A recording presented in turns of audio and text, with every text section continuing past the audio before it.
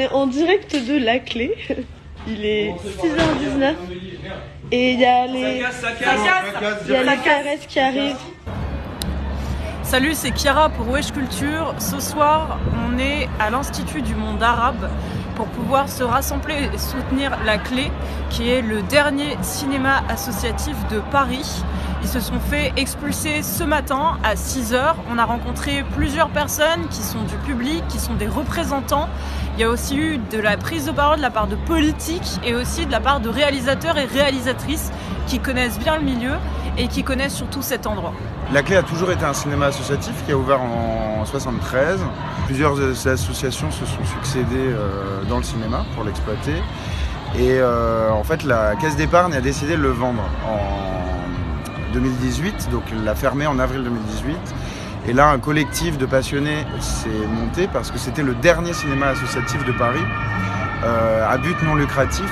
Ça passe par des programmations de films souvent un peu fragilisés par les circuits traditionnels, des films souvent autoproduits, militants, qui peinent à se trouver des espaces de diffusion, qui sont montrés dans quelques festivals, mais qui vivent malheureusement pas très longtemps, et aussi de créer un espace de rencontre en invitant les cinéastes, les équipes des films, comme c'est à but non lucratif. En fait, il y a la politique du prix libre qui est appliquée à La Clé. C'est-à-dire que si vous arrivez et que vous n'avez que 3 € dans la poche, vous pouvez payer 3 € pour voir un film de Céline Sciamma, avec Céline Sciamma à la fin qui va répondre à vos questions. Vous avez exactement rempli la proposition qu'on demande toujours de remplir, respecter l'histoire d'un lieu, le réinventer, faire venir la jeunesse, respecter le quartier.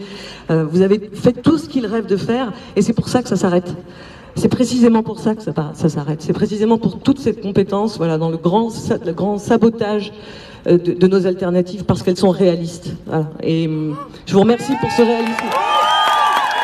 Bravo. C'est la fin d'un combat qui s'est accéléré les dernières semaines parce qu'on a eu cet avis d'expulsion fin janvier qui nous sommet de rendre les clés le 31. On savait qu'à partir du 1er février, la police pouvait intervenir à n'importe quel moment, donc on a monté ce festival où on se mettait à projeter des films dès 6h du matin parce que 6h du matin, c'est une heure critique où la police peut intervenir. La preuve, c'est à cette heure-là qu'elle est arrivée ce matin.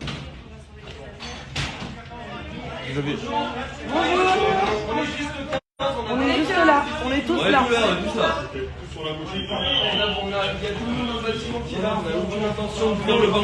y a eu 2 messages, du coup il y a eu le message de rassemblement de ce matin. Expulsion en cours à La Clé Revival, besoin de monde aux 34 rues de Banton. Mobilisation importante pour sauver le dernier cinéma associatif de Paris.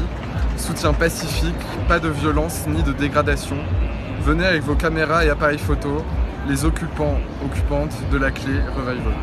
Et le deuxième message du coup pour le rassemblement de ce soir. Suite à l'expulsion de ce matin, venez manifester pacifiquement votre soutien à La Clé Revival ce soir à 18h sur le parvis de l'Institut du monde arabe. La présence policière persistante autour du cinéma ne nous permet pas de nous y rassembler. Parlez-en autour de vous, venez nombreux, nombreuses. Merci. SOS s'est positionné il y a 1 an et demi à peu près en proposant de racheter pour 4 millions, et je ne vais pas dire de bêtises, mais entre 4 millions et 4 millions 5. Donc, en fait, leur but c'est de racheter des petites structures associatives et d'y appliquer une logique commerciale de rentabilité, quoi. Donc par exemple le prix libre, c'est mort avec SOS, quoi. Ça, c'est pas leur but. On est très contents qu'ils soient retirés ce matin. Il y a eu ce communiqué qui nous a un peu surpris, mais dans le bon sens, on est très très contents. Ça veut dire que rien n'est perdu pour nous. Ça veut dire qu'un dialogue est possible avec la mairie de Paris pour préempter ce qu'elle semble encline à faire, mais c'était pas possible tant que SOS était sur le tableau. Peut-être que ça nous laisse le champ ouvert à un dialogue aussi avec les propriétaires, donc le comité d'entreprise de la Caisse d'épargne, qui n'a jamais voulu entendre parler de nous, qui nous a toujours traités comme des squatteurs. Les gens ont compris que ce combat, c'était pas juste sauvegarder un petit cinéma de quartier, que ça va au-delà de ça. Je pense que c'est des idées là qu'on défend. Il y a clairement des idées, c'est au-delà de...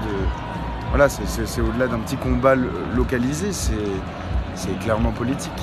C'est une vision politique de la culture en tout cas. Le réveil était un peu brutal ce matin.